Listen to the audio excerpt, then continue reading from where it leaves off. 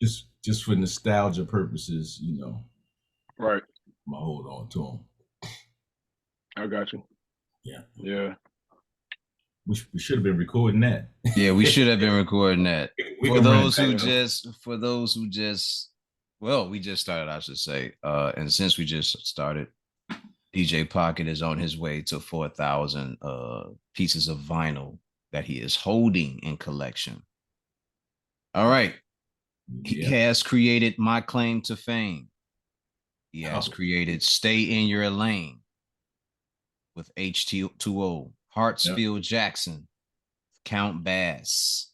Count bass. Count Bass. Bass, I'm sorry, my fault. I am so sorry. Count Bass D. It's all He good. did Yes. he did The legend. activity. He did activity with Count Bass in 2010. Analog to Digital in 2011. In the Loop with Count Bass D 2012. Back on the Grid in 2013 with a guy I ain't familiar with. I forgot about that. Extraordinaire. My Walter man D. Walt. That's my Yep, dude yep, right there. yep. On Yeah. my Yeah. podcast today is the one and only DJ Pocket. Peace, brother. How you doing? Peace. I'm good, bro. Man, I ain't had an intro like that before, probably ever. Going down the Hey, catalog, I was like, man, I forgot some of those things we did a little while back, man. Yeah. Just having fun, man. Appreciate y'all having me. Oh man, definitely. this is a treat for me, man. I love talking to other artists, underground artists, independent artists. This is some of the things that make this worthwhile for me. And sitting here being able to go over some history and your love for hip hop music and music in general is it's a it's a wonderful thing for me. So I appreciate you for jumping on. No doubt, no doubt. Man, Siks up in here, man. Got to build with Yeah, him man. on a couple times, man. Yeah, definitely, man. Always wanted to meet you in person, man. We still gonna have to connect one day, man.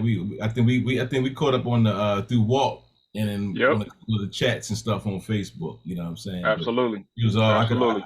I could tell you was always a stand up brother, man. I'm a people person. I know people when I talk to them. And, Word. we Yeah, had man. some I good appreciate that. conversation. Yeah, we had some good conversation. Yeah, Walt and I share the same birthday. You know what I'm Okay. saying? Met in Chattanooga. He he helped me produce my first beat that I recorded to uh at his studio. I had already had the samples in place and he kind of helped me arrange it. He did it on his ASR 10 at the time. And me and him been locked in ever since. And Gotcha. that's my dude, man. Funny guy. Yeah. Absolutely, Yeah. absolutely hilarious. You know Yeah, what I mean? he is. Yeah, man. But it's good meeting you too, bro. He talked about you so much before we actually, you know what I'm saying, shared conversation on Facebook that I felt like I already knew you. You know what I'm saying? Because No he always doubt. talked about you. So that was a dope experience, bro. I can say about Walt while we talking on Walt real quick. When I met him in college, he was one of the few people that I met that I felt like had the same love for hip hop that I did. Like it's really hard to meet people. Well, I've met a lot of people who love hip hop. I'm not saying it, but like the way that I go about it, like it's my life is based on that as well. You know what I'm saying? Like Yeah. it's a big part of my life. Walt was the same way, and he had it. That's one of the reasons why we hit it off like we did. Because I mean, that dude loved the music. You know what I'm saying? I feel the same way. I feel He's the same way, always man. been active in it from when we met to even to now. He's still active in it. It's a lot of people that fell off along the way, and that's one thing why I always salute that brother, man. Yeah, me and always just having a conversation about like just keeping that motivation and that drive. And I think like for me, because I'm still locked in. I still do it. It's one of them things where like, life throw things at you and it kind of like challenges you. You got your responsibilities. You got, it's a number of things. Like my daughter just graduated high school this year. So that was Nice, my congrats. primary. Appreciate it, man. And that was my focus. But Hmm. even in the midst of all that, like I'm grinding out like 5 beats, probably if at minimum 5 beats a week. You Okay. know what I'm saying? So I'm always like working and stuff like that. And that way, pens still go to the pad. You know what I'm saying? I might drop some vocals here and there, just trying out some new stuff. Me and O go over ideas. We got an album we should have been put out, but it's just my ear is not. I'm not liking what I'm hearing about some of it, and it's kind of like that's probably me being over critical of what we capable of. You know Not what I'm really, saying? And because that's it's a couple of verses I need to go back and read. But yeah, that's it. But I'll never get too old for this, bro. And Walk kind of reinforces that feeling I got about it. And the thing is, brothers like us, man, I'm sure we, pretty much around the same age. We were born into this thing, man. You know what I'm Yeah, saying? I mean, literally born into hip hop, and it's just that era and the generation, man, and it's in us. Like we learned so much from hip hop, and a lot of us probably learned more from hip hop than we did from school or from people around us. absolutely. Hip hop probably raised us, and well, I know hip hop raised me a great deal of me and who I am today. You know what I'm saying? Just Word. from the messages that I learned and stuff like that. So, um, Absolutely. and kept his arms of protection around me as well. You know what I'm saying? Kept me in the right places, away from harm, and that it did so much for us, man. That it's a part of me. It's ingrained in me. So I will always. I tell my wife this. I was like, I will never stop. I'm always gonna have a studio and some turntables and some music.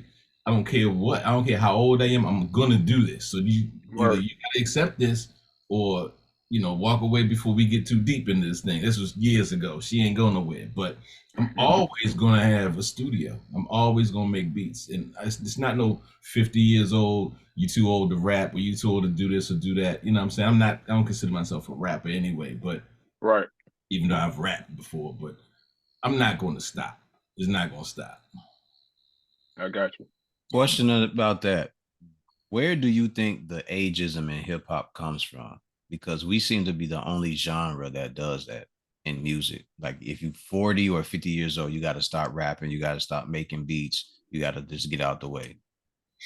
Um, I will say that on a commercial, more like mainstream level, it seems like hip hop was always tailored to the younger generation. You know what I'm saying? The people who were getting signed and really launching and making it big in hip hop were younger, usually in their teens or early 20s. Not saying that nobody was successful in their 20s, but like a lot of those people who are successful now were getting started at that age, when they were younger, from the Poor Righteous Teachers to the Biz Markie, rest in peace, to, the MC Shans and everybody. I mean, the Jay-Z's, even the Nas's, like they were all young when they got started. So they tend to deem this game a young man's game or a young man's sport. It's very few that came in at an old age and dominated. I don't even really know off top who was old and came in and just dominated. I know, I mean, a couple of independent artists that were older when they really launched, but they've been doing it forever. You know what I'm Yeah. saying? I just think that's Yeah, where it comes from. But the other part is our culture. Like, we got some things we need to work on in our culture too as a people. So I think that's yeah, just a big part of it.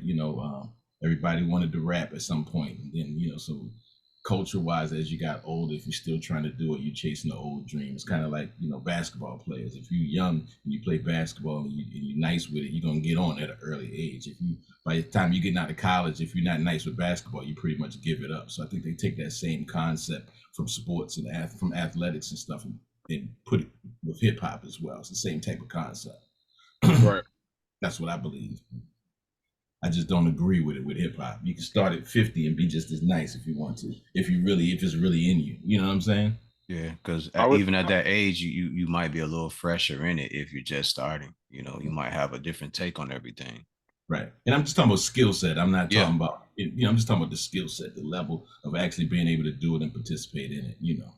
It's, I think that like because I've been doing it since I was probably 12, 13 years old as far as like rapping. I've been making beats since I was maybe like 19, 20 years old. And I think like the time that I've been putting in made me better. It sharpened me up so much that I was able to pour into younger artists, you know what I'm saying? Kind of like give them the game that I was able to accrue over time. Mhm. And and with that being said, like I'm looking at like the artists that are, late 30s, early 40s that have actually impacted the game in some measure, walking in the door like the Griseldas, you know what I'm saying? They middle-aged men, you know what Yeah. I'm saying? Yeah. Ransom found his second wind on, you know what I'm saying, at this stage in his life. He actually found his lane. He got his niche. Rock Marcy, you know what I'm saying? It's like, yeah, these are niche artists, Right. but to know your lane and actually dominate in that that area is what it's about. You know what I'm saying? Finding who your audience is. And I think like O said, the ageism aspect is, to me, I agree with you. It's a problematic thing that the industry kind of like reinforces, because they want to make sure they have young, impressionable minds that they can actually pass these contracts out to, who aren't going to scrutinize it as heavily because they're thirsty for the money. Right. Whereas you get a little bit older, you got something to lose, you got people that's depending on you. You're going to look at these contracts with your lawyer, and you're going to go over these things, and you start making demands of your own. Right. You know what I'm saying? You have expectations too. And I could imagine that this industry, because we're not unionized, we're not backed by anything other than our own dreams, we kind of enter these situations like, well, I just got to get it where I can. Right. You know, and they want that from us. And you know, we older, we got the love of it still. So it's not even about, you know, the biggest payday. But I would love to get paid more for what I do, but that's never stopped me from doing what I do. Right. You know what I mean? And I think it's also like you were saying, that the industry, right? You got the people who control our music telling us that the older generation needs to get out to make way for the younger generations, and to keep them divided. You know, they have to keep the system in place where the older generations aren't teaching the younger generations. We push them out so we can focus on taking advantage of the younger generation. But that's my opinion as well. So that could be a big part, because I mean, the older generation of hip hop is the ones that carried a lot of the knowledge, as in most other aspects of history as well. You know what I'm saying? As time goes on, all of the history doesn't trickle down like it's supposed to, as a fault of the original. Well, I ain't gonna say a fault of, but it's just hard to take all that history and pass it down generation after generation after generation. It's kind of hard. It's hard to also kind of like convince somebody who's seeing some measure of success that maybe they should view it a little differently. Once they've already seen something that, you know, that satisfies that need that they have, at that point you just sound like you're hating. Yeah. You know. Karis once said one time, he was like, look, who am I to stop somebody from getting their bag? He said, I'm not fronting on nobody that's getting money. He just said, I have to get my money a certain way. I was ordained a certain way to, you know, as far as hip hop is concerned. I was here to teach. He said, I'm ordained to teach. And he's like, so It's not about the bread, you know what I'm saying? But he said, who am I to get in anybody else's way that's getting to the bag? He said, that's the type of society we live in. It's a capitalist society, and you need that bread, you know, so. Yep, absolutely. I think I remember seeing that, or not seeing, but I heard that interview. He's like, man, that's not what he said. That's not what I'm going to do. He's like, I respect everybody trying to get their bread, but that's not what I'm going to do. You know, there's a million ways to get it, but to teach that doctrine of killing and everything, he said, that's not what I'm here for. He said, like you said, I'm ordained. I have a job to do, and I have to reach every last person I'm supposed to reach. So yeah, he said you got to be ordained to do it like he does, to want to teach and stuff. He said you got to be ordained to do it. You're just not going to do it automatically. Like, even like a brother like me with the level of knowledge that I have, I teach the youth and stuff on a smaller scale, but not on a grand scale like he's been doing it. You know what I'm saying? Putting it out there like that. Wise Intelligent, and some of the other brothers, you know what I'm saying, that's out there. So like it's a real undertaking. Just me being able to build with Wise Intelligent, man. Like, it's an undertaking. Like, for you to dedicate your life to the betterment of your people, and that's on the forefront of everything you do. Like, that's a different lifestyle to live. That's different. Yeah. Different. Well, to that point, like he said, is certain ones of us who have that job. You have that job. I have that job. Siks has that job, and our job is to educate those who are coming behind us as well. Yeah. I can dig to that point, you mentioned Wise Intelligent. How did you guys link up? So, so back when I was in Tennessee, in Murfreesboro, Tennessee, I went to Middle Tennessee State University. Me and my crew from Baltimore, I moved down to Tennessee with one of my homies named Tyreek from Morgan State. We went to school for music. So I was still DJing at the time, and we did an African street festival where I was selling mixtapes, and I had a booth set up at Tennessee State University, which was only like 30 minutes from the college I was going to. So we would, go to the black college, go to Tennessee, and hang out where the culture was, popping a little bit more. So we go to Nashville a lot. So we were at Tennessee State University at the African Street Festival. I had a booth set up, and Culture Freedom from Poor Righteous Teachers came to our booth. We had the music playing and everything. I had a speaker set up, slanging these mixtapes just hand to hand. And Culture Freedom from Poor Righteous Teachers came to our booth. And he chopped it up with us. He liked what we had going on. He liked the sound. I'm from Baltimore. They from Jersey. We just kind of connected. And one of my boys, this guy named Donnell, he go by Stink. I did some records with him too. He had built a relationship with him as well. So Culture Freedom ended up bringing the three of us in the studio. I was the DJ for these guys. We had a group called Band of the Hand back in Tennessee. And so cultivated that relationship with Culture Freedom over the years. And then fast forward, when I had moved to Georgia, Wise was going to be in town and needed a place to record. And I was still in touch with Culture Freedom. Culture Freedom is like a big brother, big mentor to me, really more in life than even in music. Like, I just always liked his world perspective. And he always poured a lot into me, man. If I just needed to build, if my mind wasn't right, he was just that guru that I would go to and talk to, kind of like the pastor of the church for some people. You know what I'm saying? That's who I would go to and talk to him. And he hit me one day like, "Yo, Wise need a place to record. You're gonna be in Atlanta." And I was like, "Bet, send him on, tell him pull up." And that's kind of how it started. He wanted to record an album, and he had to do some features and stuff like that. And just that we started like that, man. That's dope. We started just like that. That's how real dope. Did it start for you? Did it start for you wanting to DJ in the beginning, or was it because I know most people start out wanting to rap? Yeah, I started out as a DJ. So back when I was I've always been into music of some sort. Like even when I was in elementary school, I played like violin, cello, drums, because I always experimenting with different instruments and stuff. So I was in the band early on, the Christmas band, orchestra band, that sort of thing. Growing up, I went to private school for like the first 6 years, so I did a lot there. Then I went to public school, and 7th grade was my first year of public school. And I was cutting school one day, and my sister dedicated a song to me on the radio. My mama used to say, what's the song? I believe it was that. Yeah, Mama. Take your time, young man. Yeah. She dedicated that song to me on the radio. she knew I was cutting school, and I was in the crib. She's like, "Turn on the radio, turn on." I turned on the radio, and I heard my name.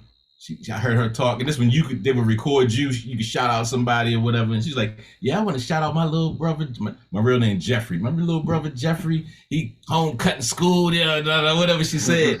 And the song came on. I was like, "Oh!" And so the guy, I forgot who I hate that I forget who the radio DJ was at that time, but he said something about go to school or something, and I was just like, "Oh, this is crazy." And I said, I want to do what he do. Right. You know what I'm saying? Because I could tell that he like made people feel a certain way. And that's when I started really honing in on the radio real heavy. Had my, started dubbing tapes and all of that, And eventually I asked my parents for some turntables, and they got them for me. Dope. And that's what started. I want to say within a year, I probably DJ'd my first house party. I started every ounce of money I would get, and I would go shovel snow in the winter in Baltimore. It's crazy snow, so you can make really good money shoveling snow. Hell yeah. I used to do that shit. Yeah, I mean, like, especially in 7th grade, or what's that, 12, 13-year-old making some money doing, like, that's a lot of bread. Like, that bought a lot of records in the winter months, and, so I just go do little odd things, man, that I could to make some bread. And then before I knew it, I had a record collection big enough between the records and the stuff that I was recording off the radio, I could do a party. And I started doing house parties. And before I know it, I was getting paid $25, $50, $100 before I knew it. I was in high school doing the proms, and you know what I'm saying. It just kind of I didn't do it as a business. The hustle. I just had. It wasn't even that. I just loved the DJ. It was just I didn't even know I had a business, but I did. You know what I'm saying? And that's just how it all started for me. I started out. You had the opportunity to do what you love doing. Yep. Sure enough, and it kept me out in the streets. Right. Who were your early influences in rap? Run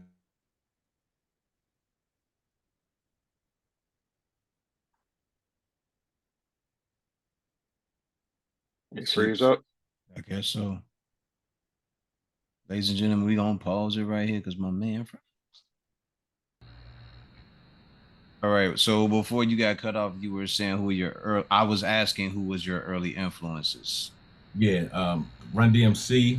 With the first record I brought was a Run DMC album, and that was a lot of it had to do with Jam Master Jay. I was the DJ is what, I was kind of excited to watch, because like they were performers when we were coming up. The DJ was a performer, as well as the rappers. So I like the fact that they played the background. I like to play the background a little bit, but they still had their moment. You know what I'm saying? So I would try to imitate Jam Master Jay. So I say Run DMC was probably one of the biggest influences. Of course, Eric B, Rakim. Who else was out at that time? Those were the two main ones. But MC Shan, Marley Marl. Shout out to my big bro Shan, man. It's my dude too. Those were the main ones that I could just think of right now. But Poor Righteous Teachers came too a little bit later down the line. And did you ever do any work with MC Shan? Yeah, we got like one or two singles that we've done. Yeah. How'd that come about? It's crazy because I was working that's when I moved down here to Georgia. I was working for FedEx for a minute, and I was just delivering packages, and I pulled up I always talk to people, especially if I see people on a regular basis. I'm gonna talk to you. So I was talking to this one lady at one of the stops. I would always talk to her. And then one of them days when just kind of vent, I'm like, man, I'm getting tired of this. I need to get back to my music. That's what I like to do. She was like, oh, you do music? I was like, yeah. She's like, MC Shan? I was like, yeah. She's like, that's like my little brother. I'm like, for real? She's like, yeah. She's like, give me a number. Next time we hanging out, I'll call you. And I was like, all right. Gave her my number. Didn't think about it.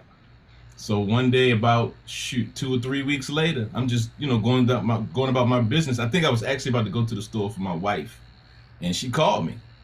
She's like, yo, we're at the park. Shan is here. He said, come through. I was like, all right, bet. Called my wife, like, yeah, I got to make a detour, but I'll be there. Went to the park. He was sitting up in the truck. I just told him who I was, that I like hip hop music, but da-da-da. Producer. He's like, all right, bet. Come to find out, we lived right around the corner from each other.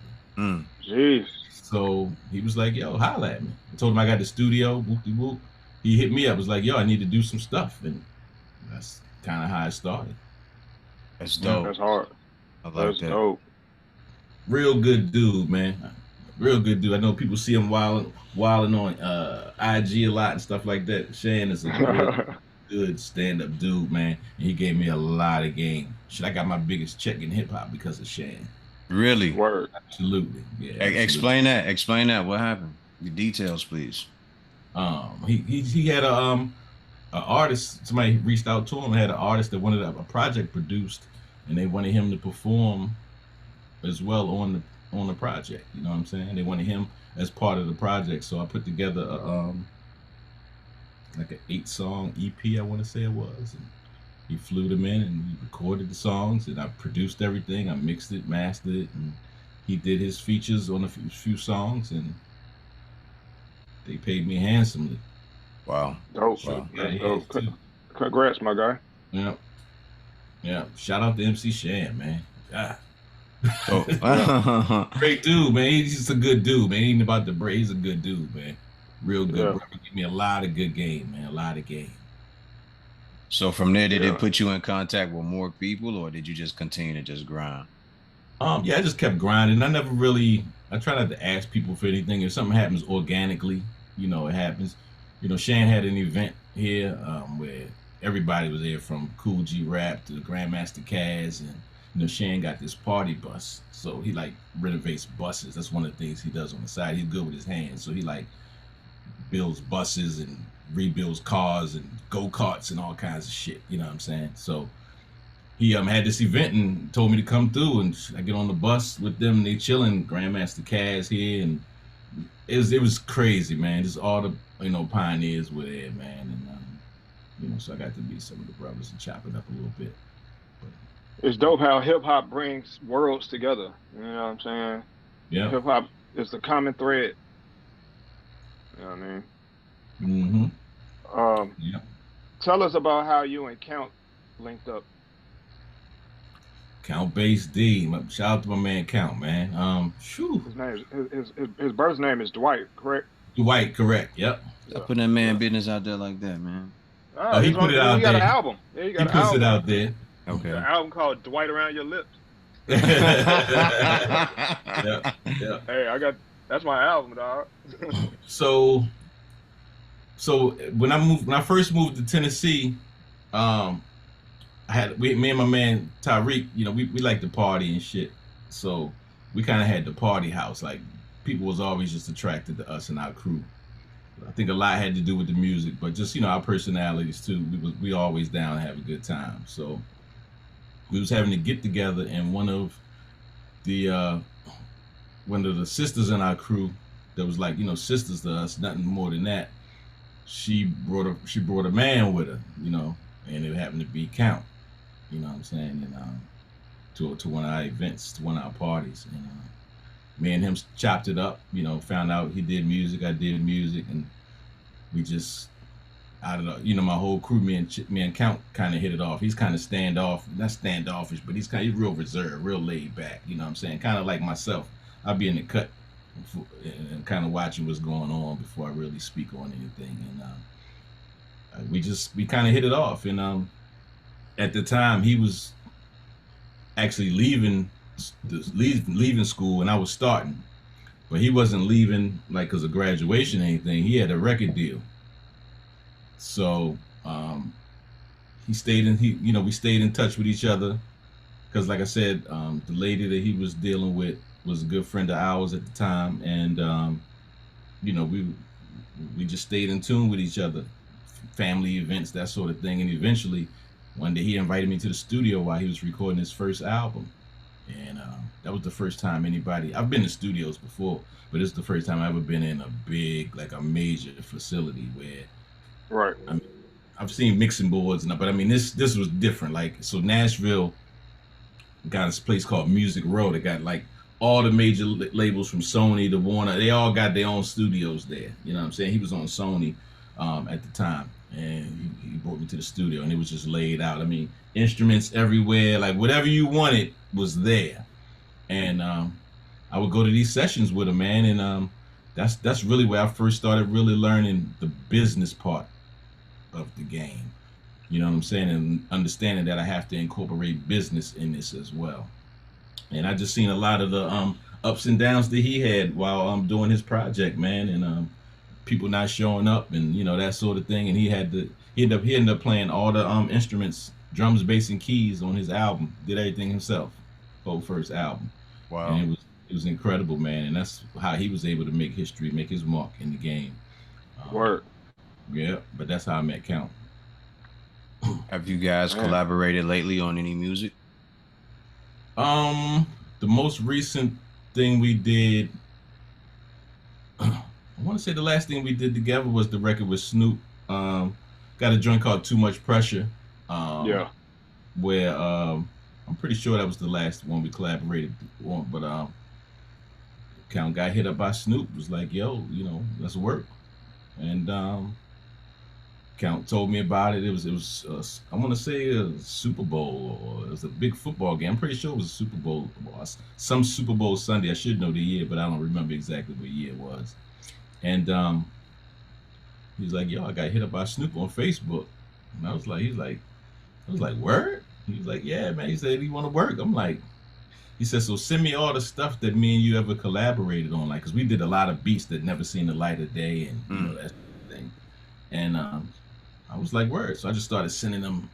I mean, I was digging deep in the vaults and just finding the best stuff, tweaking shit, and for about, I want to say for about a good 12 hours straight since that phone call, I was just going through stuff, sending it. He was sending it. You know what I'm saying?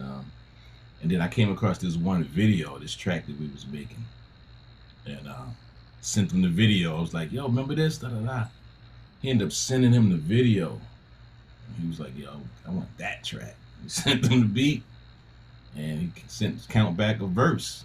You know what I'm saying? And we was just like, this shit was crazy, man. You know what I'm saying? And, yeah, man. He told Count to put a verse on it. That was history. You have a very strong history in the game, man. Like in terms of just the stories you just told us. What do you? I'm trying to figure out how I want to phrase this because I know that the couple projects we collaborated on together with Walt.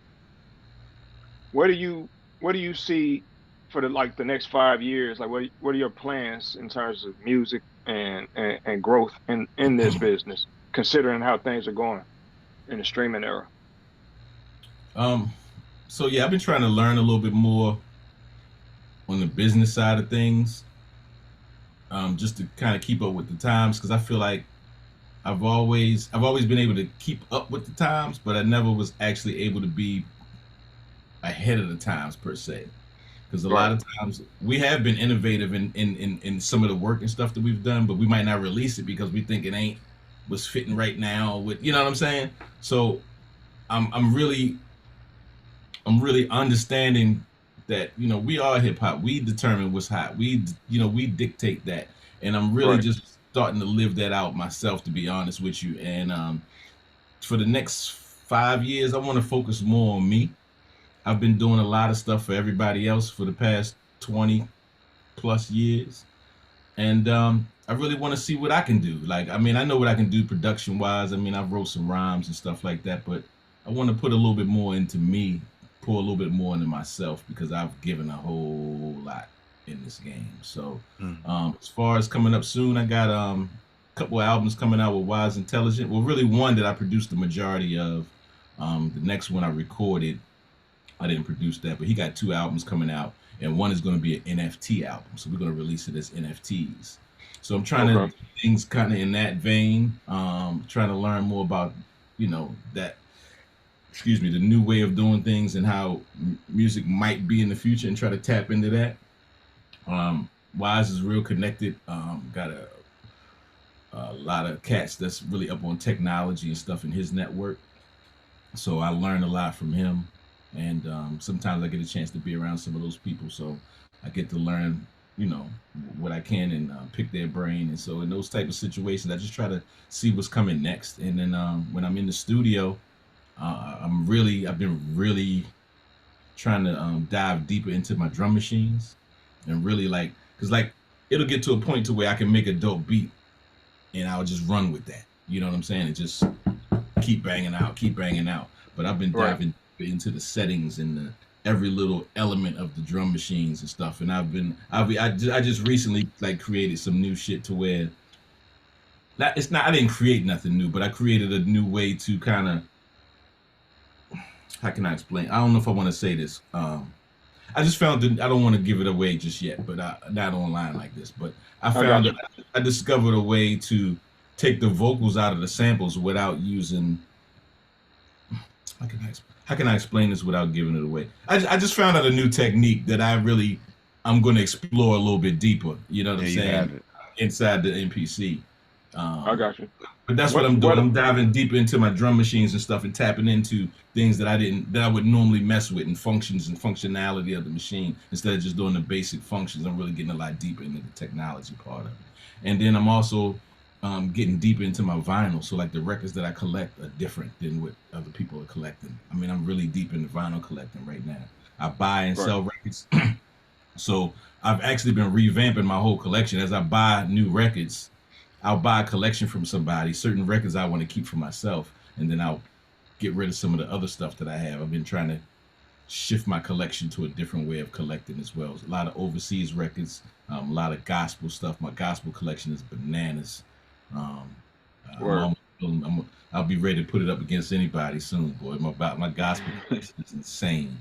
And I mean, I really discovered that it's a lot of gospel music out there that if they didn't say Jesus, you wouldn't know it was gospel. I mean, it's that ill. Like, I Right. got, yeah. So I just been tapping into a lot of other different things, just trying to elevate myself and take things to another level and not be scared to go ahead and put it out there, you know what I'm saying, because it sounds different or it is. I want to be innovative, and I found some artists that's willing to be innovative with me. So that's really what I'm going to be trying to do for the next few years. To That's speak dope. on that gospel, so hold your thoughts, Six. To speak on that gospel, on the gospel part, there's a Hmm. song by John P. Key. I think it's called "Promise Me." If you Okay, didn't know it was John P. Key, you wouldn't even know that that was a gospel record. I I don't believe need. it. I'm still kind of questioning if it's actual gospel record, if he's talking to the love of his life, which might be his wife or his You said it's girlfriend. called "Promise Me." Yeah, John P. yeah, Key is super talented, man. super dope, man, and strong voice, a very strong voice. That's the thing about gospel too. Like, that's when you get that real. I always get in trouble when I start talking about gospel music because people think I'm trying to take away from other aspects. But you get that real conviction in the singing. Like these people, the real gospel musicians, like they coming from here with it Yeah, every time. yeah, And the ones that can really sing, man, they pouring their hearts out, man. yes, And sir. that emotion that they put across them records, man, is just unmatched. It's Absolutely. unmatched, man, than what we hearing, especially what we're hearing nowadays in like R&B and whatever other types of music you might listen to. Everything spawns from gospel at some point anyway. So Yeah, I was about to it's say that. unmatched though, man. It's unmatched. Yeah. Go ahead, Six. What I'm about to share the song with him. what's your go-to piece of hardware? Like, what's your favorite piece of hardware? MPC. I started out with the MPC. The first drum machine I ever had my hands on was the MPC 3000. Shout out to my man Chris Kane in Nashville. Um, Man, I've been blessed, man, to have some really good people around me, man. It's just my life is weird, man. I've had a great life, man, and I've been surrounded by some really good people, man. My man Chris Kane, he saw something in me, man. I was making music on like a 4-track and a DJ 4-second DJ mixer, and I was sending it from there to a 4-track and mixing 3 tracks down to one, and then coming back and adding some more stuff. And he was like, "Yo, this is how you making music?" I'm like, "Yeah, yo." He was like, "All right." He said, I'm gonna put you down with something." He showed up at my crib with an MPC 3000. It was his. He was like, "Here, I'm gonna show you a few things, and then you can hold on to this for a minute." He Mm. said, "I'm gonna let you hold it for a couple of weeks." I said, "All right." He ended up letting me hold it for like a few months. He didn't even. I called him like, "Yo, He's like, "Yo, just go ahead, do your thing." I'll be sending him stuff, and about 3 months he let me hold it.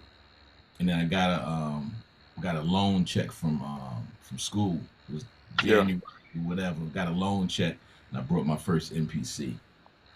And that's dope. that's what got me. I was out of there, and after that, I stopped DJing. I stopped DJing at that point. Yeah, I ain't want to DJ no more. yeah, that's dope. That's dope.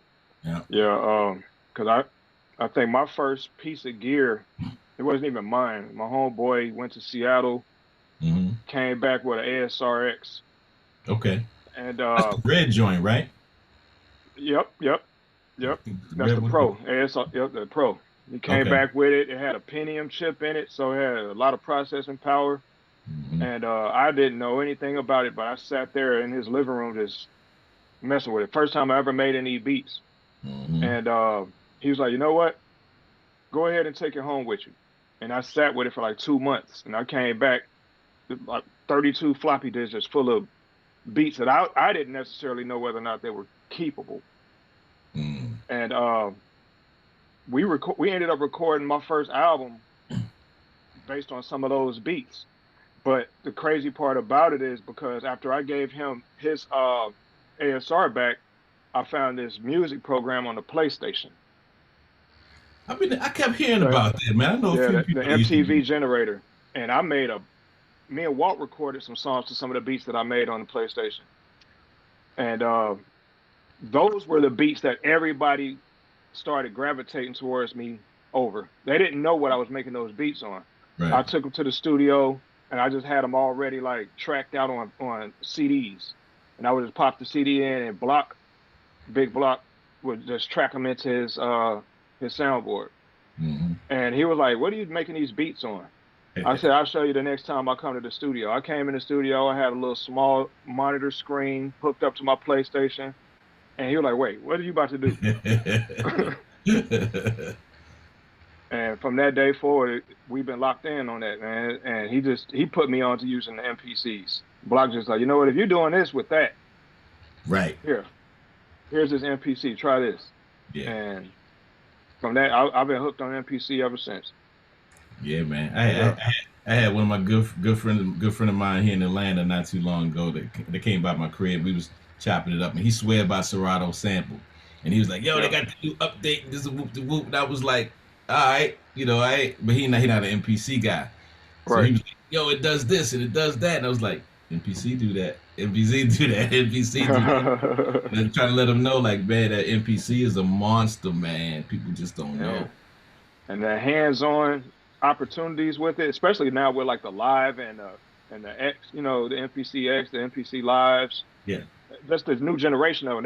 They don't necessarily have the sound fidelity of like the 3000 or the 2000 XLs, right. But just the scope of things that you can do with these new MPCs with the touch screens, and it's like we done took like 30 leaps into the future. Yeah. In one generation. I'm on the MPC X now myself. I tried to go back to like a 2000 or 2000 XL. I couldn't do it. Yeah. Just because I'm too far gone technology-wise in my mind, and being able to sync everything up with my plugins and stuff like that, I couldn't do it. It was just yeah, same here. It was fun, but I just couldn't. It couldn't do it. Yeah, it was a good time back when it was the standard, but now, yeah, But yeah, MPC is my go-to, but I also use Machine, and I just started messing with Ableton.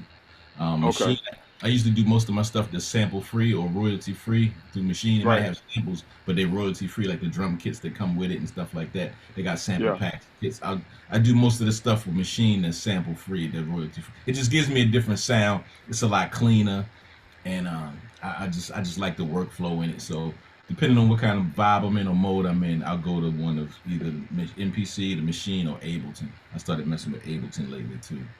That's dope. I ain't nice with Ableton yet, but I can make a beat in it. Yeah, I just copped a SP404 Mark II. Okay. I was like, you know what? I want to try something different. I want to kind of challenge myself. This is probably the most challenging piece of gear that I've purchased in years, mainly because it takes me back to the era where you didn't have so much to look at, so you got to use your ears, But the sound quality, Roland makes some of the most robust sound instruments, in the sampling game. So that's kind of why I went there with it. But yeah, I was just, I wanted to ask you that question anyway, because listening to the music that you've made over the years, like I always like the way your drums sound. I like the way, I know it sounds like you use some side chain compression. Sometimes. Yeah. And I'm just, I listen. I'm a student of the game, so I kind of I'm always digging into like what producers are doing and what I could probably be doing different. You know what I'm saying? Gotcha. Word. We can all learn from each other, man. That's, like I said, I've been blessed to have just some good folks around me, and like a lot of musicians. My man Count has probably been the most instrumental in my life as far as like learning and growth as far as a producer, because he's a musician first. Right. He plays instruments, so his ears so much different than just the average drum machine producer. His ears right. Different. Did he ever influence you to pick up an instrument? I started playing keys a little bit. You know what I'm saying? I mean, I'm not nice with it at all or nothing, but I can come up with some things and melodies or a few chords and figure out, what keys things in. I can put some sprinkles in songs. I got really nice with playing bass lines now, so like I feel real comfortable banging out a real nice dope bass line over a track. I could find some basic chords, nothing too intricate, one hand chords. When I got to start adding a second hand and doing a little extra, I might have to add a note here, there, and stack it on top of each other until I figure it out. Then I can play it once I figure it out. You know what I'm saying? But yeah, man, I'm learning. I'm learning. That's one of the things that I wish I did a little bit more of earlier on, because I've always been influenced by instruments and been around instruments, even growing up in the church, in Baltimore. I took drum lessons from the drummer in Baltimore. You know, when I was real young. You know, but he's taught me some basic drum stuff, and I just wish I would have stuck with it. Once I got into hip hop, though, it was a rap. Like nothing else mattered to me. You know, so it Right. was just turntables and records at that point. Yeah. Yeah. Top 5 producers. Who would yours be? I hate these questions, man. I gotta ask, my brother. I gotta ask. I'm biased, man. That's okay. It's your list. Count Bass D is one of them. Put him on there. Man, I'm gonna put MF Doom as one of them too. Dope. Because I'm putting these people there. Like I said, I'm biased because I learned from them. You know what I'm saying? I've seen them work, and I know what they're capable of doing. Even though people might not have heard some of the other stuff that they've done. You know what I'm saying? Like I've learned techniques from these guys, so I'm biased in that, man. But for what cats want to hear, like producer wise, man. So it's your list, bro. It don't matter. Yeah. I'm just trying to, you know, one of mine is Gloucester Williams. He's a gospel producer. Okay. I mean, he produced the new King James version. He got his own records. Gloucester Williams, man, this dude is so dope. Oh man, he was blind, and I mean, just y'all got to do some research on Gloucester Williams, man. This brother's so cold, man. Oh man. Right. So Gloucester Williams is one. I'm gonna go to hip hop. You know, I'm a big Primo fan. I'm Primo. You know what I'm saying? I'm from the East Coast. Primo was a big influence on me. Just even want to put beats together. I like Teddy Riley. Teddy Riley's cold, man. He's a cold producer. I'm a Timbaland fan. Oh man. I like so many producers, man. But those are some, you know, just a few that really stand out to me. Who else? Who I'm missing? I feel like I'm missing somebody that's like, oh, DJ Quick. Man. One of my DJ favorite. Quick, man, is one of my favorite producers. That's like I was like, I know I'm missing somebody. You know, I mean, don't get me wrong, I fuck with Dre and all. Quick is a whole nother beast to me, man. Like, and his scope is so wide. Yeah, his scope is wide too, man. From the R&B to the West Coast sound, and he's the tech head. He's a gearhead. I'm not saying Dre not and all that. I like Dre too, but these dudes, for some reason, I don't know, tend to stand out a little bit more to me. And I think Quick play instruments too. Yeah. Yeah. I know he brings a lot of people in too. I don't know what he plays himself. I know he brings some musicians in too. Stuff. Yeah. I love it. I love when they be hitting them funky licks in the music. Yeah, man. I love that shit, man. That's my favorite when he got them licks going off. I got another. That run he had with his squad when he dropped Way Too Funky, then Second to None dropped, then Penthouse Players dropped, then AMG dropped. It like that little window of time right there. The scope of production that came out of that, man, I was like, dude, I was locked in. You heard the project Quick did with Problem recently, like in the past few years. I heard about it, but I never listened to it. I never got a chance to listen to it. Yeah, you gotta listen to that, bro. That's a sleeper right there. Yeah. Yeah. I like the one he had. I like the one he had with Corrupt too. That one was pretty cool. Yeah. Problem, Corrupt. All right. Yeah, DJ Quick and Problem, man. They got one. They got a joint with Game. What's the name of that song? I'll tell you in a second. But man, they got a joint that's so cold, man. That album. Whew. I love Quick's production, man. He is one bad motherfucker when it comes to producing. And a great engineer too. Yeah, his sound, that's another thing. His sound, man. What's the name of it? Rosecrans. Boy, he got this joint called Rosecrans. DJ Quick and Problem, and it's featuring the Game. Boy, that joint go hard, man. Is that the album that just came out a few months ago? This came out some years ago. Let's see when did this come out. Let's see, when did this come out? Let's see, show album. 2017. Okay. About good 5 years. 2017. They got a song called Rosecrans. They got the game and Candace Boyd, I believe was her name. Sister. Man, I'm telling you, that song's so cold, man. Once I heard that, I made me go straight to the studio. I'm gonna take that as a recommendation. That's Yes, a sir. recommendation. Yeah. Yeah. Absolutely. DJ Quick. Yeah, he wanted. Never met Quick, but I'd love to be able to build with Quick. Definitely. Yeah, I would like to just sit in on his sessions and just pick his brain. Yeah, man. You know. So Quick, if you see this, man, holla at me. Or Where somebody know Quick. Y'all make that connection. Somebody gonna see it. Absolutely, Yeah, absolutely. 6 degrees of separation, bro. Everybody, we know somebody who knows somebody. Yeah, yeah.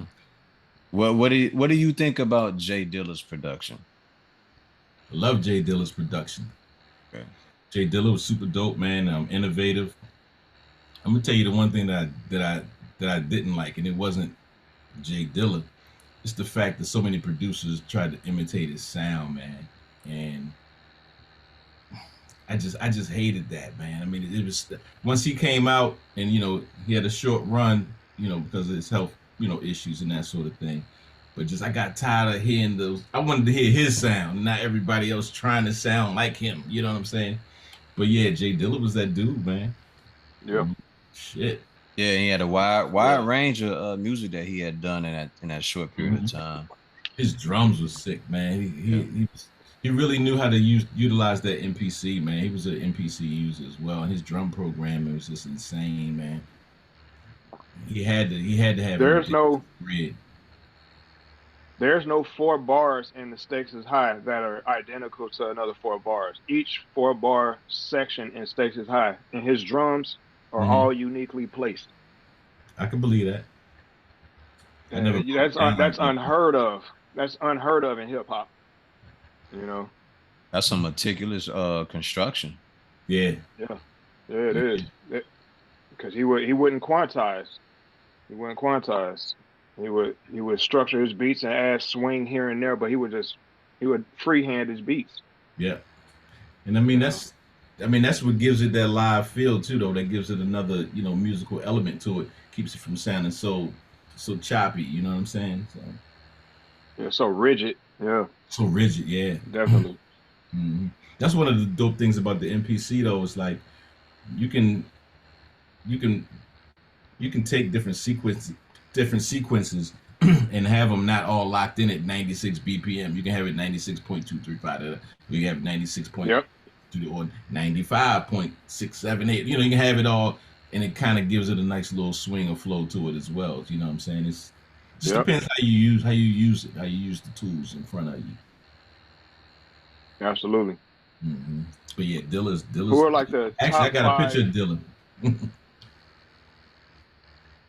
Who are like the top 5 artists, hip hop or not, that you would like to work with?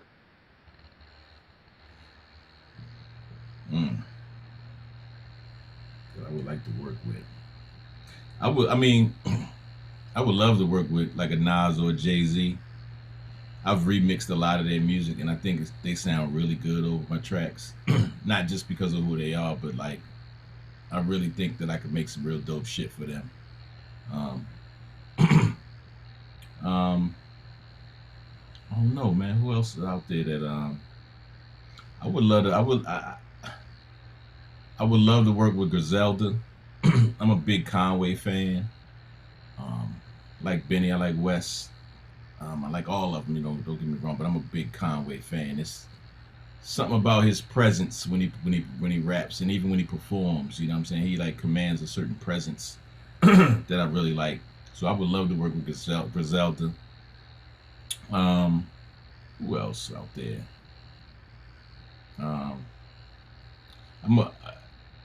I would like to definitely work with Skyzoo one day. It's actually one of my peoples. I'd like to do some work with him one day. Who else is out there, man? I don't know. It's just those are a few right there. I don't really know right off the top who else, but some of the I really do want to work with some of the more mainstream artists right now, because I'm trying to stretch myself a little bit more too, and do stuff that's a little different. that's a little bit outside of Right. like Rick Ross. I would love to work with Rick Ross. The way that the production that he chooses is real musical and very melodical. Changes in it, build ups, like the Justice League production and stuff like that. He picked some great records. The joint Bink did was that Santorini Grease was so hip hop, but like Yeah. Ross just killed it. You know what I'm saying? So like, I would like to work with some of the more mainstream artists that I haven't really worked with yet, but definitely some independent artists as well. Word. That's dope. Yeah. I can imagine Ross over some of your production. I could see that. Definitely. It just might not be as clean as he want right now. He had to bring his engineers in or something. But yeah, I got a couple joints that I think he'll sound great on, man. Right. What do you see for the future of the game though? Like seeing how like I think that because I know there was an article that came out saying that labels aren't prioritizing signing rappers Right. and hip hop like that any for the time being. I guess they're leaning more into Afrobeat because I guess we're not as a culture we're not meeting the mark financially for the for the overhead to be met. What do you see for the game in long term? Because I think like hip hop is always going to be around, but in terms of like actually having that same influence, do you see us actually recapturing that magic? Um, when you say recapture, they make talking about like the older sound, or you mean Or just not even I don't believe that the older sound is the key personally, but I do okay, believe that the influence of our culture, the musically, culture of our bringing yeah, the. I think that there are a lot of people who are really connected to the culture still. Like take like a West Side Gun or a Griselda. Like I think they're very in tune with the culture of hip hop. They're getting right, bread too. Don't get me wrong, but I think that they're really in tune, and they're doing things more on an independent level. You know what I'm saying? West Side Gun's curating a lot of things out there, from fashion to music. And I think he's getting into film now with that Adolf. You seen that Adolf? That movie I heard about it. I didn't put see it. out? Yeah, Yeah, it's yeah, kind of ill. But I think that as far as the new direction of hip hop that's going to be dope is going to be um, kind of like crew based, like Griselda. Like they got their own print, they got their own way of doing things, they got their own sound. I think the crews that can do that and stick with a sound that's specific to them, that's one thing that's right, hard for me to do. But if they stick to a sound that's specific to them, the people know that they can come to them for this specific sound. I think that that's what's going to be big in the future to come, especially the way things going with streaming and all that. You know how like CDs came in and it was like a big thing, and then like streaming came in, like something else is going to happen. I don't know if it's going to be NFTs or what it's going to be, that takeover, but there's going to be something else like that big. I think that's going to navigate and push us in a different direction. And I think those artists right. that's coming in with business acumen as well as the music and a good sound will be the ones that kind of start taking things in another direction. Word. Yeah, I agree. I think that I think that in terms of like the industrial side of it, Mm-hmm. separate from hip hop, I can see why the labels are thinking what they're thinking. It's all about the money. They invest in these artists. They want what they paid plus more. But in Right, terms of like what we do in order to just stay consistent as a culture, I see what you're saying is actually being true as well. Like people want that boutique experience from their artists, from right, their favorite artists. Like right, you go to TDE for a certain brand of hip hop. right, You go to J. Cole and Dreamville for a certain brand of hip hop. right. You go to Young Money for a certain brand of hip hop. Absolutely. So and I think Yeah. that once that actually gets, I guess, a foundation under it and is actually ground down to like a fine element that people can actually attach to, then Mm-hmm. people will start recognizing it as being an actual thing. Right now, it's kind of all over the place because so many people are trying to find out where they fit in, Mm-hmm. and you still got like a lot of artists that are still trying to be heard. And you still got a lot of artists who just they automatically kind of like just they grab the ears of the people. So those things are Right. always going to be there. But in terms of like the consistency component, for like the future of the game, I can see like that boutique experience being like the future of it. Yeah, and I believe Nas is doing that now with Mass Appeal. Yeah, He just got more bread. You know what I'm saying? A lot yeah, more yeah. bread. I think he's doing the He, same type of thing, but for himself at this point with Mass Appeal, and the people involved with that company. And like you yeah, said, the consistency that's the key. The consistency is the key. If you can just yep, consistently put out, music, if you don't have to, work every day and deal with a whole bunch of other stuff, you can just focus on your music and generate money off of that. Like that's always the way. If you can consistently bang out music, consistently put out content. It's really about content nowadays, not just the music. It's content. You know what I'm saying? If you can yeah. constantly put out content, you can win nowadays because somebody's gonna like it. Word. Have you That's absolutely true. have you thought about creating or making your own AI artists to Nah, nah? Okay. nah. I don't think that's. I don't think that's for me.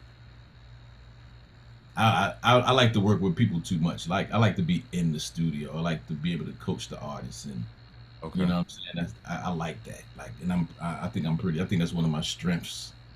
You know, Yeah, do that line again. Say it this way, dude. Like Hands I like on. to work through I like hands on. Like be able to walk through the process myself. And I don't think I would want to sit in here and do like an AI album or something. I might would do it at some point just because or whatever. But right now, that's not even a thought. I definitely, and if I did an AI album, I definitely wouldn't do it in the vein of like a Biggie voice or a Tupac voice or a Jay-Z voice, or it'll be Nah. some random voice that people didn't even, never heard before.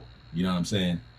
It'll yeah. have to be for me to go that far with it. I wouldn't want to do it with nobody's voice, no one else's likeness. Gotcha. Yeah, I'm not with that. I'll do a remix now, but I'm not gonna make no fake shit. Nah. I I hear think that's that. I think I that's hear kind of that. disrespectful, actually.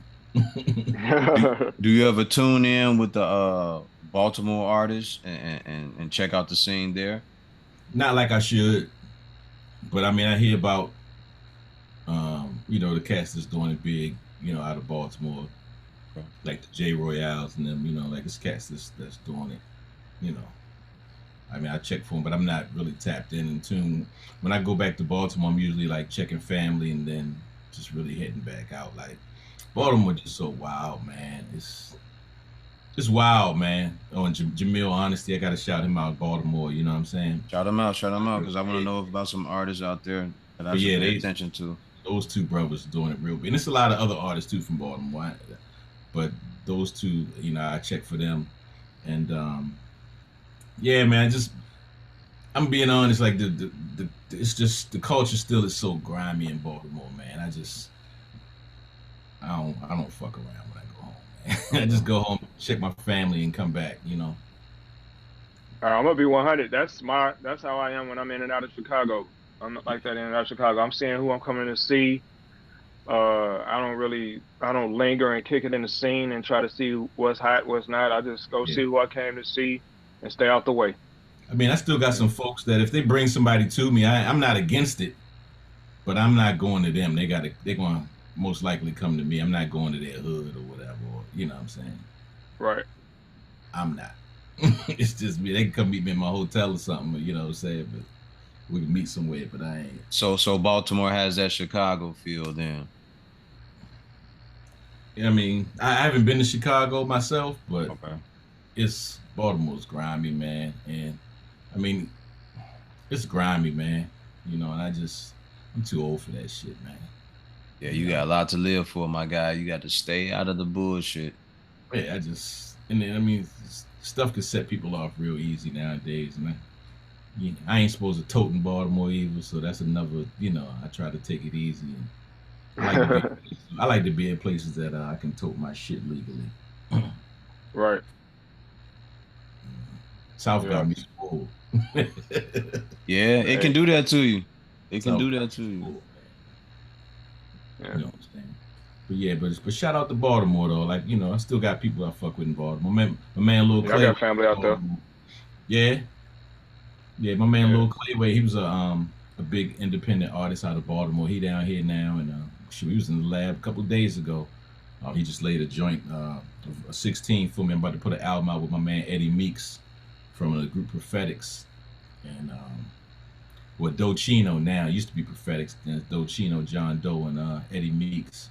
They got a group called Dochino, but Eddie Meeks about to do a solo album, mostly produced by me, and we're trying to finish that up. So my man Clayway came and dropped 16 on that joint. So that's dope. yeah. What do you think of Scarface? I'm a person who believes that Scarface is one of the best to ever do it as far as being a top level MC. What are your thoughts on Scarface? Scarface definitely top tier, without a doubt. I like the fact that he was a well-rounded artist to me. Like he can come to the street level, but he gonna drop some knowledge on you. You know what I'm saying? And that's one of the things I love. He got this song. Damn, it was on the soundtrack. I'm terrible remembering the names of songs, but he got this one song where he running the game down to the young boys. He talking each verse. He like running the game down, the drug game, the street game to the young boys, and he do it in such a way that it's just you can visualize it. Plus, it's got a video for it. What's the name of that song? I can't think of it right off top, but it's just ill. The way he tells his stories, unmatched. You know, Scarface really know how to put a story down. Yeah, definitely. Very vivid. Very vivid. You can see it. The song is called Exit Plan. Oh, Scarface is man. on DJ Michael 5000 watts. It's got I think Akon on the hook or something too. But the Exit Plan. That ain't that. No, that's not Akon on. But let's see who on here. But it's called the Exit Plan. It's not Akon, but it's somebody singing on the hook. It's dope though. Check that song out. That's in my playlist. But yeah, Scarface is super dope, man. I mean, he like I said, he always drops some knowledge, and that's what I like artists that's going to give you different perspectives, and not just from the drug from the street standpoint or from the hustling standpoint or whatever. I like because even hustlers go through real life shit. You know what I'm saying? They lose people, they lose family members, they got emotions and feelings and stuff too. Put some of that in some of them records, man. I like records that's heartfelt. Yeah, they go buy clothes, they go shopping.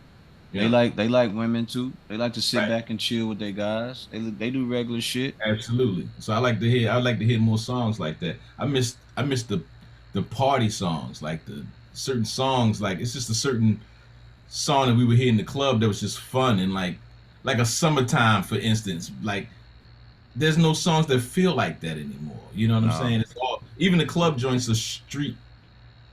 are more geared towards a street mentality, or I want to see cats just do some fun songs again, man. Like, we need Biz Markie back. We need some artists that's just having fun. We need ODB. We need those type of cats, man, that got just that personality and bringing that personality on the record, Word.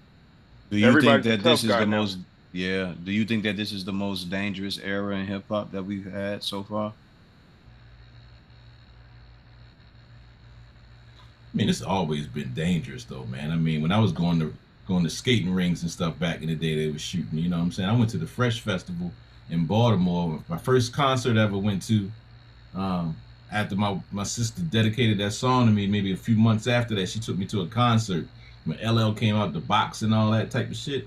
So they started shooting out there. They was, So I mean, hip hop's always been dangerous, man. It's because we've always had that street element in it. It's always been there. I mean, Kool G Rap been streets, you know what I'm saying? That's back in the day. Like, it's always had a street element. But that's my favorite rapper. But there was, I could dig that. But there was a balance as well, though. We had the yin and the yang going on. The man figured out, one side of that was starting to change the way that us as black people think. We're starting to recognize the gods that we are. And, we started kind of tilting the scales, you know what I'm saying? With the PRTs and the intelligent hoodlums and those brothers coming in, and Pete, Public Enemy, and KRS-One, like really schooling us with some hard boom bap, but giving us that knowledge, and we was learning how to move and stuff. It's like, we need to tilt these scales a little bit, you know what I'm saying? Yeah, we're learning knowledge of self. Yeah, so I would say, I guess we can say it's a little more violent now because we're not hearing any. I don't think we're hearing any just quote unquote positive messages or we don't have any leaders anymore. Really, none of that is being shown to us. You know, I got people I look up to that I would just consider a leader in my life, but they're not necessarily a leader for the masses. You know what I'm saying? But I've never seen this many rappers get gunned down because of the music or them wanting to hang out or making very bold statements on camera, on IG and all this stuff. Well, see, what I think it is too is that the artists that's being signed are coming from that element. All of them are from that element. So straight from it. They're not leaving that element. That element's still there. Yeah. So the people that's whoever their ops are, you know what I'm saying, at this point, they have more incentive to try to target these dudes. You know what I'm saying? It's like, I don't know, man. It's crazy to me, man. It's crazy to me. But yeah, it's bad now. It's really bad now. But I don't know if it's worse. It's always been bad though. I just think that it wasn't as many that were in a rap position. So I guess it is. Could be a little bit worse now. But that street element's always been there. I mean, you got to think about how many bodies, Supreme Team and cats like that then racked up over. You know what I'm saying? Like, it's always been there. I hear that, but I'm just saying from the rappers, not the background, not the community, just for around the rappers. I think this has been the most dangerous time. Yeah, I could dig that. Now those dudes are the rappers, though. I guess is what I'm saying. Those dudes are the rappers now. So that's why I'm saying that they saw a way to kind of get out of that or to wash some of that money. So that's why I said the element has always been there. Gotcha. You know? Because a lot of them was feeding the rappers. You know what I'm saying? They were right. So sponsors. They was the sponsors to right. So that element. That's why I said I can't really separate the two because that element's always been there. Gotcha. Right. And now the goons are actually rapping and they exactly not just rapping. They active. You know. Exactly. Yeah. But yeah, it's crazy, man. Do you think that hip hop will ever make another surge on the radio, or will everybody be going on to like internet radio or podcasts and things like that? It seems like it's starting to drop off into like just sections of podcasts and things. Yeah, I think that as technology advances and stuff, and even as time goes on, people are finding other ways to get their music. Because I can't tell you the last time I listened to the radio. Like, literally, excuse me, I might throw on the radio if I'm in the car with my pops or something, or just something different. If the element's different, every now and then I might throw a radio and just to see what's going on. But I rarely check for the radio. Like, I get my hip hop from Southern Vanguard Radio every Sunday. They play all exclusives, and their shit is jamming. John Doe is a DJ. He's from the group Prophetic. Shout out John Doe, my man John Doe and Eddie Meeks. They host Southern Vanguard Radio, and all they play is exclusives from independent artists. That's all they play is exclusives. So if it's already out, they won't play it. So a lot of people been funneling new music to them, and I just get to hear it all there. I mean, and there's some dope shit out there that people will never hear. Awesome.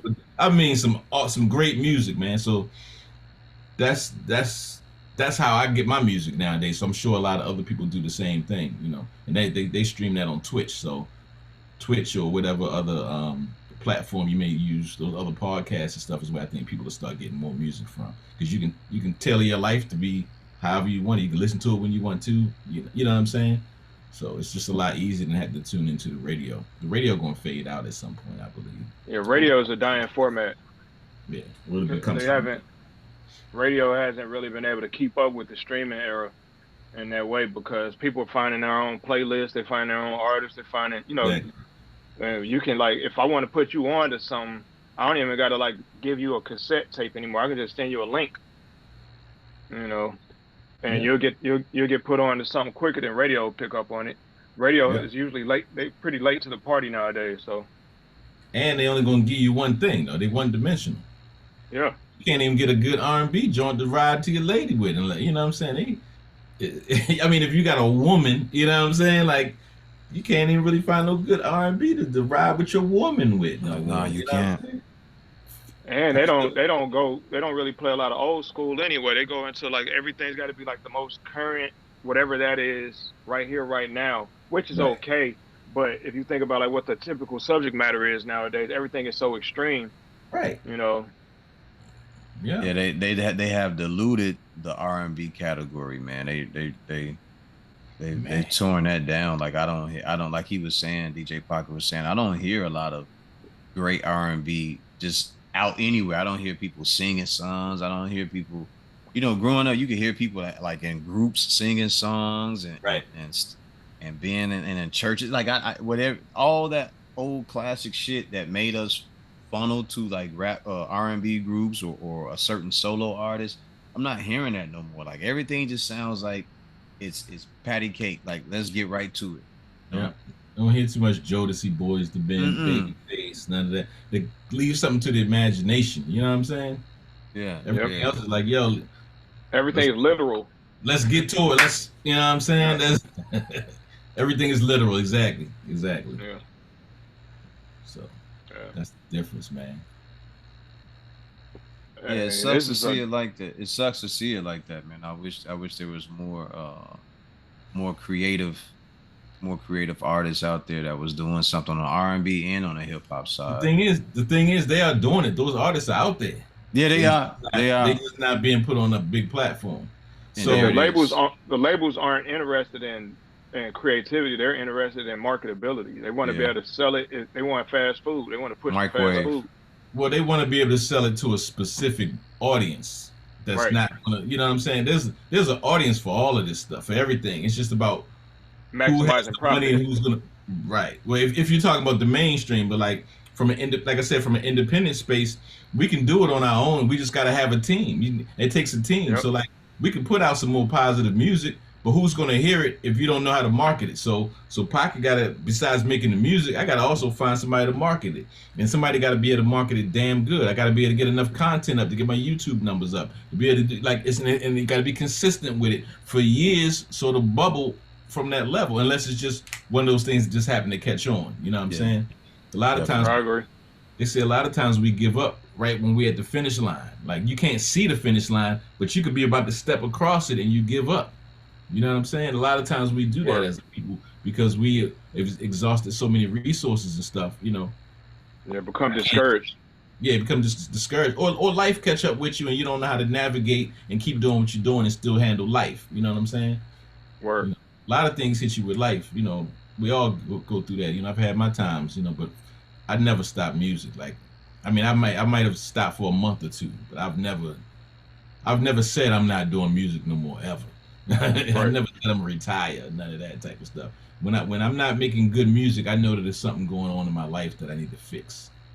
Yeah. That's my gauge, and that lets me know that my balance is off. That Mm. Word.